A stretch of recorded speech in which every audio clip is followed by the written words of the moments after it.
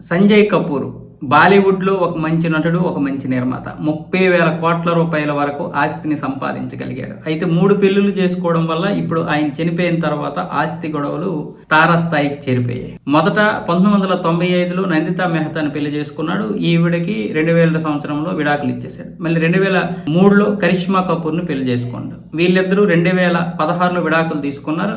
వీరిద్దరికి 2 పిల్లలు, బాబు పాప. 2017లో మళ్ళీ ప్రియా సచ్దేవ్ని పెళ్లి చేసుకున్నాడు.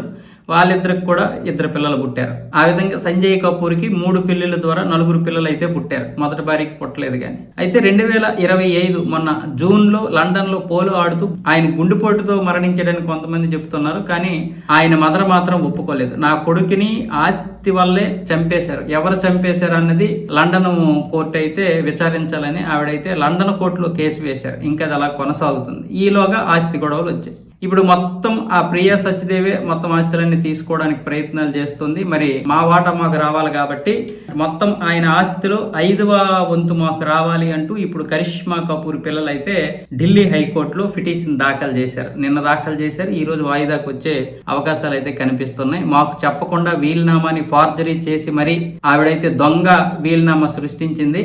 ఒకవేళ ఒరిజినల్ వీలునామా ఉంటే దాని దఖలు మాకు ఇవ్వాలి కదా, మరి ఎందుకు ఇవ్వలేదు? పైగా ఆవిడ ఆస్తి మొత్తం తనే తీసుకోవడానికి ప్రయత్నాలు చేస్తుంది. ఇంతవరకు కూడా ఎటువంటి వీలునామా ఇవ్వకపోయినా మేము గద్దించి అడిగితే అది కూడా ఆ ఫార్జరీ వీలునామా చూపించింది, కానీ దాన్ని దఖలు ఇవ్వలేదు. తన 2 పిల్లలకి ఆస్తి మొత్తం దక్కడానికి ప్రయత్నాలు చేస్తుందంటూ ఇప్పుడు సంజయ్ కపూర్ మొదటి పిల్లలు కరిష్మా కపూర్ పిల్లలు అయితే పిటిషన్ దాఖలు చేశారు. ఇంకా ఈ కేసు గురించి ఎటువంటి వాదనలు జరగలేదు. వాదనలు జరిగిన తర్వాత ఢిల్లీ హైకోర్టు ఏం చెప్తుందో, ఒకవేళ అక్కడి నుంచి ఈ కోర్టు సుప్రీంకోర్టుకి వెళ్ళినా ఆశ్చర్యపోనక్కర్లేదు.